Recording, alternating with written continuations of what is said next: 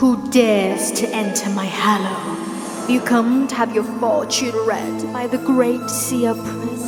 If you wish to make it out of this forest alive, you must pay heed to my visions and prophecies. Like, please, it gets really lonely out here and nobody cares about me anymore.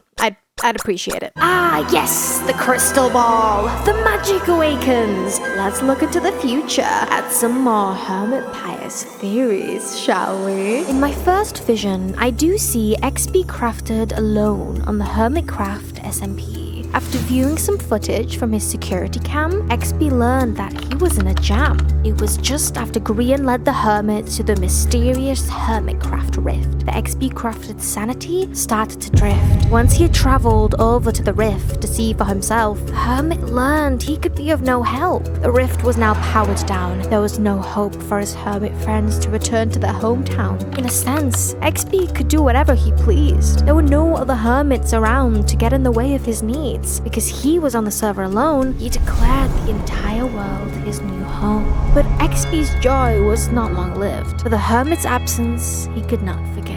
When we are down for the count and out of luck, a good friend is all we need to help us get unstuck. XP found a new friend to help him count the days. A googly-eyed volleyball head named Curlison helped him keep some sanity while the hermits were away. Apparently, Curlison claimed he knew how to bring the hermits back from the alternate plane. But that might just have been XP's mind trying to cope with all the pain. After making his way to Grumbot and giving Harrison a diamond seat, XP refused to accept his untimely defeat. Curlison supposedly knew of a code to put in the machine, a fact of which he was super duper ultra keen. After putting in the code into Grumbot's database, through the portal XP crafted raced. After accidentally traveling back to Hermitcraft Season 1, little did XP crafted know his trouble had only begun. XP knew that he was in the wrong place, so he and Curlison headed back to home base. However, after being misled by Curlison for a second time, XP was no longer in Season 9. They were now in Hermitcraft's 7th season. At this point, XP began to lose all reason. XP Crafted had grown tired of Kerrison's wild goose chase, but he could not allow his efforts to go to waste. After coming back to the lab and looking for his inflated friend, XP discovered a note declaring Kerrison's end. The volleyball told XP he just wanted adventure and fun, but he understood that XP's mission wasn't even close to being done. After taking a new code from Kerrison and heading through the rift for one final shot, XP found himself trapped in Empire Season 1, right on the dot.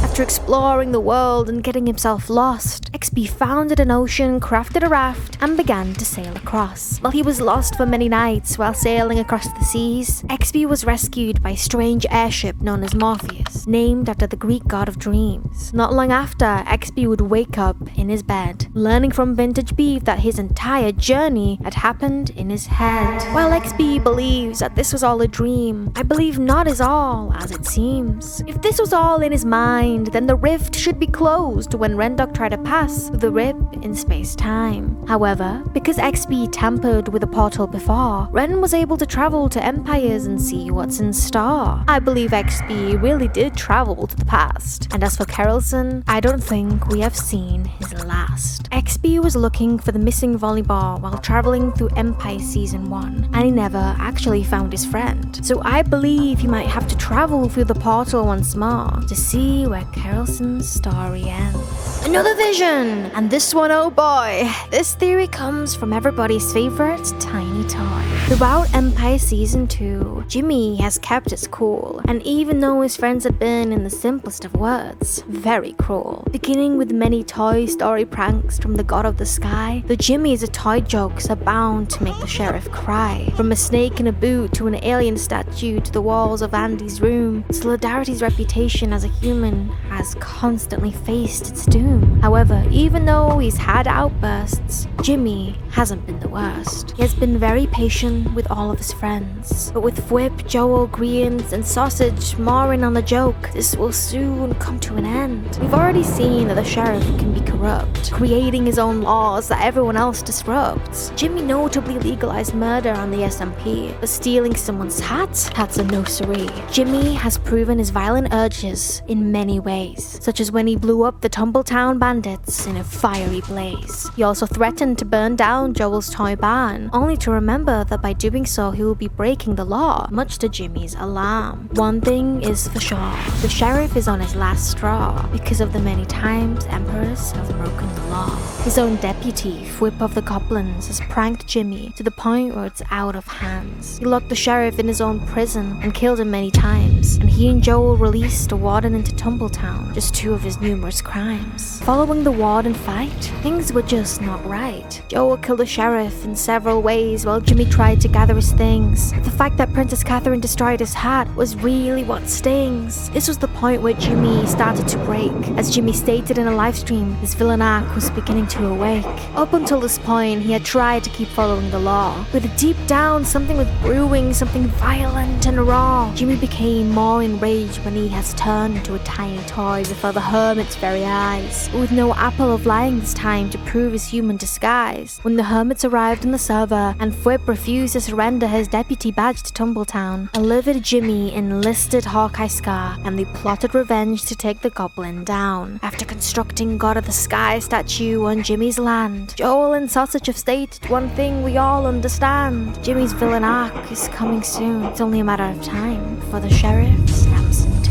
One last vision, so hold on tight. We've almost made it through the night. We know that ever since Ollie arrived on the server from Afterlife, Sausage had been transported to alternate realities, which has caused him tons of strife. He has teleported to the world of the Afterlife SMP, Empire Season 1, and his own personal survival series, among many more. So I'm excited to see what his dimension-hopping powers have in store. But perhaps the strangest jump of them all happened when he took B-dubs with him to Hermicraft Season 8, which was the season that was destroyed by the moon, so they anticipated a deadly fate. Thankfully, they travelled back to the SMP before the time ran out, but B-dubs being squashed by the moon a second time would be painful, no doubt. But travelling with someone else means Sausage might be starting to master his power. He could be getting stronger by the hour.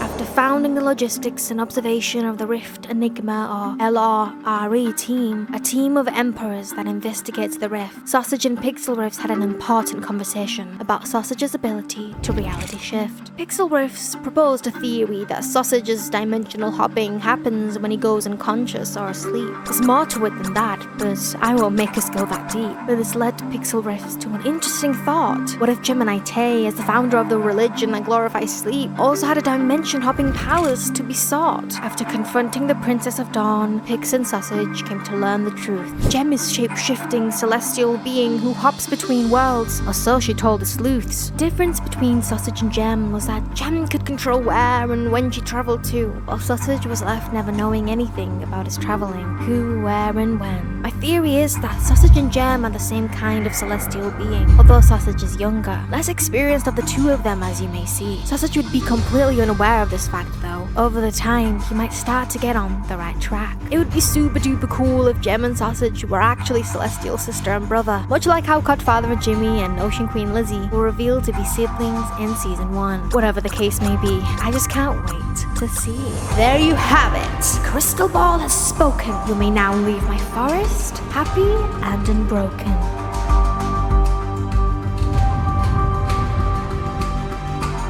Mwahaha!